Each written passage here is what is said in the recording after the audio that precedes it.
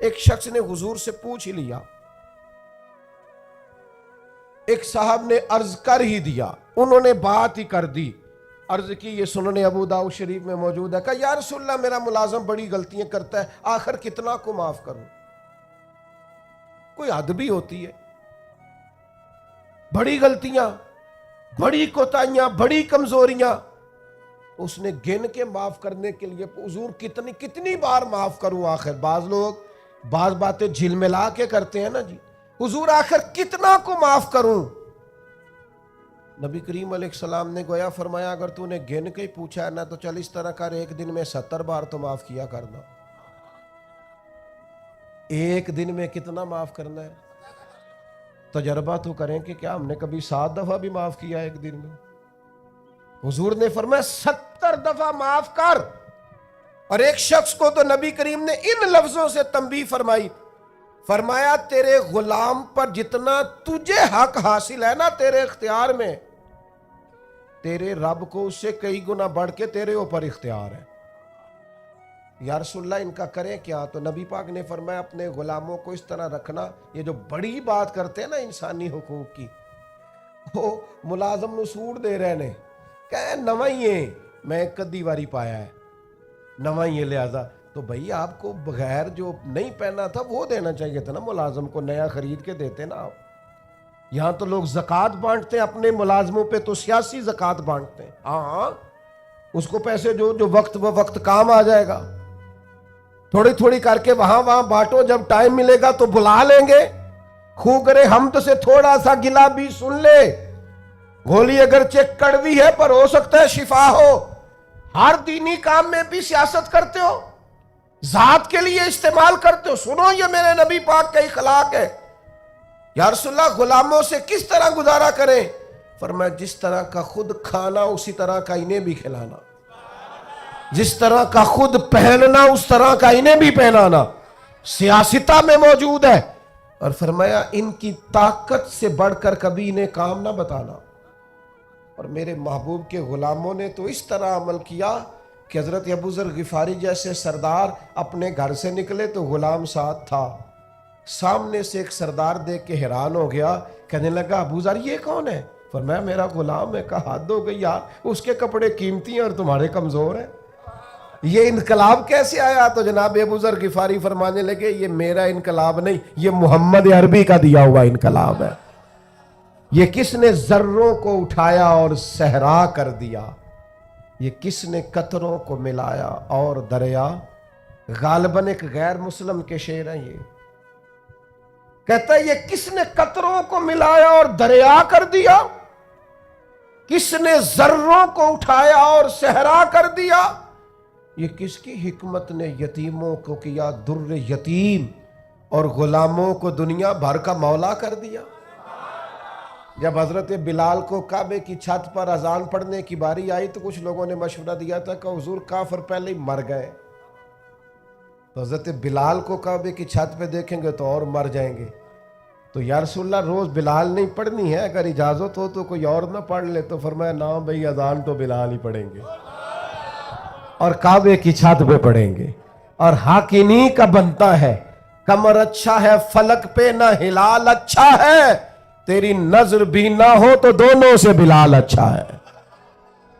نبی پاک صلی اللہ تعالیٰ علیہ وسلم نے نا غلاموں کے ساتھ بالخصوص اچھا سلوک کرنے کا، جناب حضرت سیدہ ام سلمہ رضی اللہ تعالیٰ عنہ بیان فرماتی ہیں کہ وہ وقت جس وقت میں حضور کا وصال ہوا اور وہ مرض جس مرض کے ساتھ ظاہراً سرکار کا وصال ظاہری ہوا، فرماتے ہیں اس وقت بھی میں نے حضور سے جو آخری جملے ظاہری طور پر سنے وہ یہی تھے کہ نماز کا خیال رکھنا اور غلاموں سے اچھا سلوک کرنا، اپنے ماتحت لوگوں کا خیال رکھنا، سخت لہجہ، آمرانہ مزاج۔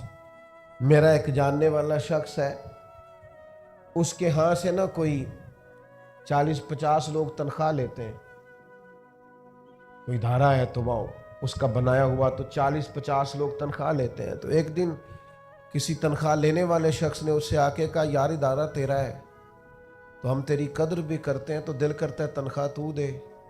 اس بندے نے رونا شروع کر دیا, کہنے لگا غریب ماں کا بیٹا ہوں اور کسان باپ کا بیٹا ہوں, کسی کو تنخواہ دیتے ڈر بڑا لگتا, تو اللہ نے ڈیوٹی لگا دی, ڈر لگتا.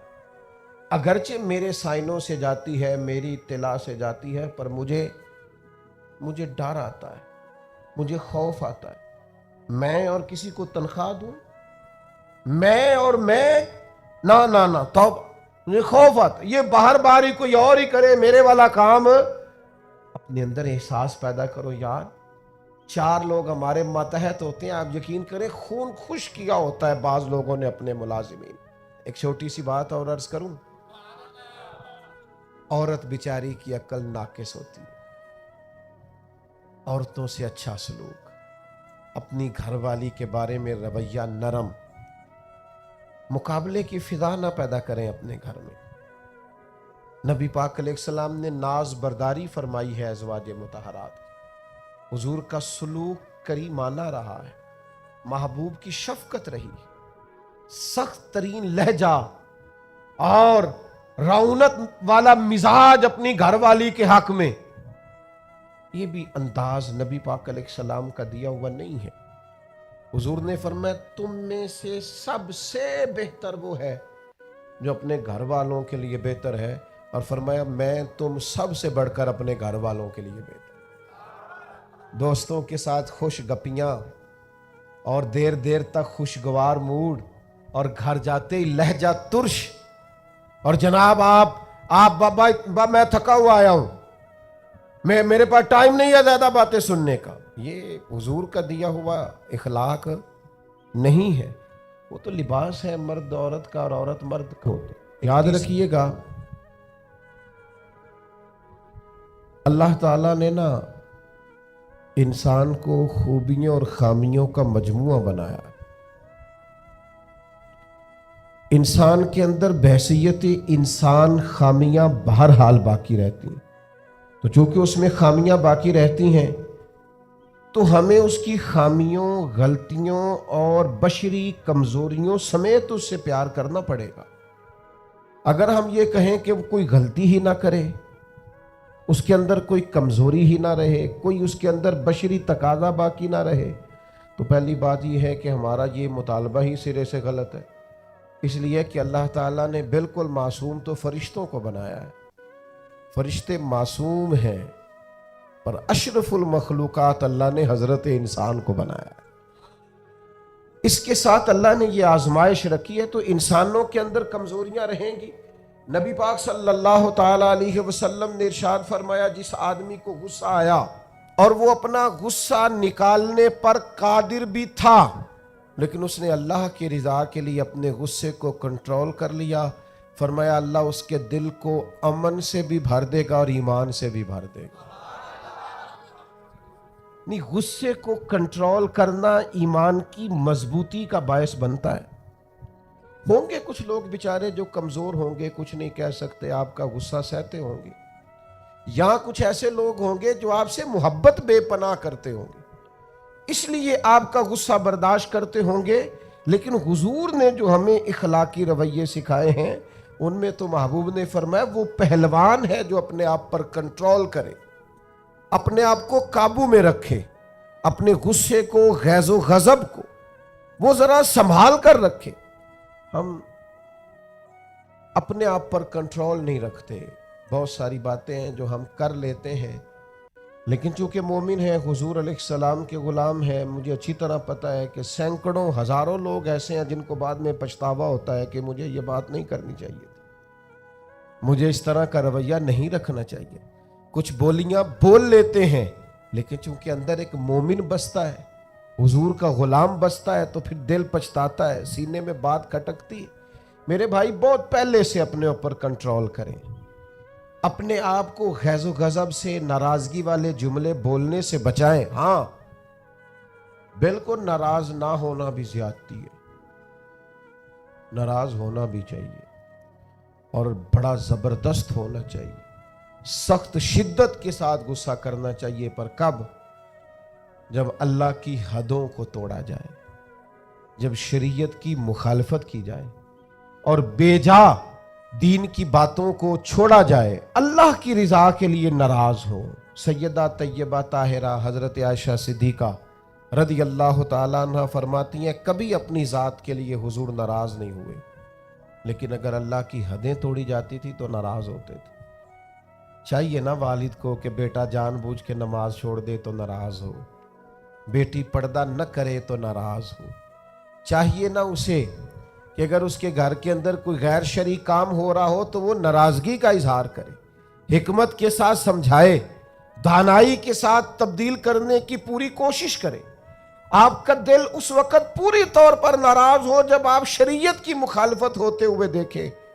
10,000 گم ہونے پر تو جس کا دل پریشان ہوتا ہے، لیکن نماز ظہر قضا ہونے پر جسے کوئی اثر نہیں ہوتا، جو چند منٹ، آدھا گھنٹہ، پونا گھنٹہ نوکری سے لیٹ ہو تو احساس پیدا ہوتا ہے، لیکن کئی دن بیت گئے فجر نہیں پڑی، کتنے دن گزر گئے سویرے اللہ کی بارگاہ میں نہیں اٹھا، توجہ نہیں ہوتی۔ 2 حدیثیں اکٹھی عرض کرنے لگا ہوں، آپ نے ان دونوں روایات پر غور کرنا ہے۔ ایک قاضی اجاز رحمت اللہ علیہ نے شفا شریف میں لکھی اور ایک امام احمد بن حنبل نے اپنی مسند میں نقل فرمائی۔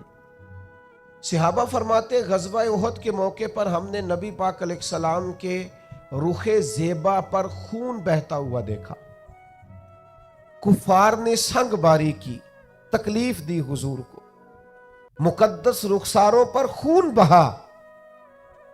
ہم نے عرض کی یا رسول اللہ دعا کرے نا یہ برباد ہو جائے۔ نبی پاک علیہ السلام نے فرمایا مجھے لان تان کرنے والا نہیں بنا کے بھیجا گیا، مجھے رحمت بنا کے بھیجا گیا۔ اور نبی کریم نے دعا فرمائی یا اللہ انہیں ہدایت عطا فرما۔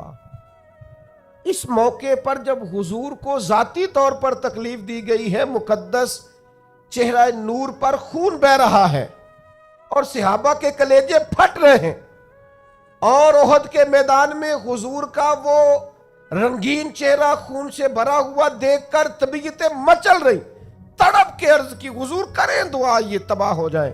فرمایا نا بھائی، وہ لان تان کرنے والا نہیں، مجھے تو رحمت بنا کے بھیجا گیا۔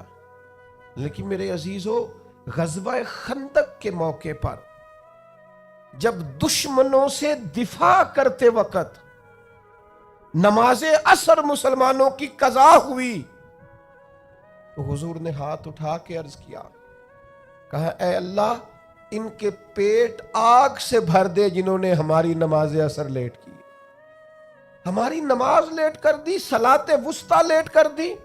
ہمیں تیرے حضور جھکنا تھا، ہمیں وہ نماز پڑھنی تھی جو بڑی قیمتی ہے، نماز عصر انہوں نے ہماری نماز لیٹ کر دی، ان کے پیٹ آگ سے بھر دے۔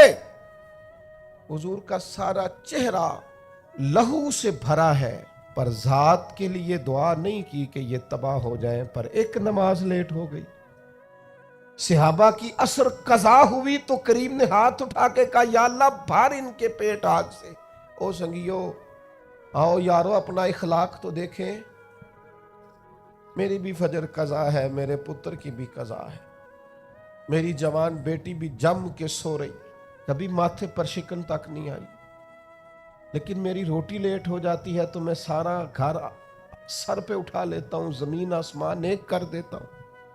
میرے بچے، آپ کے بچے ہماری نگاہوں کے سامنے وہ پوری طرح بری سوسائٹی کا شکار ہو جائیں اور وہ جانے کس کس گناہ میں لگ جائیں، معاذ اللہ شکن تک نہیں آتی، لیکن میرے کپڑے وقت پر استری نہیں ہوئے، مجھے ٹائم پر فلاں چیز نہیں دی گئی، آسمان سر پہ اٹھا لیا جاتا ہے۔ حضور نے تو ہمیں یہ اخلاق سکھایا ہے کہ لہو سے تیرا وجود بھی ذات کے لیے بھر دیا جائے تو زبان سے لان تان نہ کرنا، یہ تیرے نبی کا طریقہ ہے۔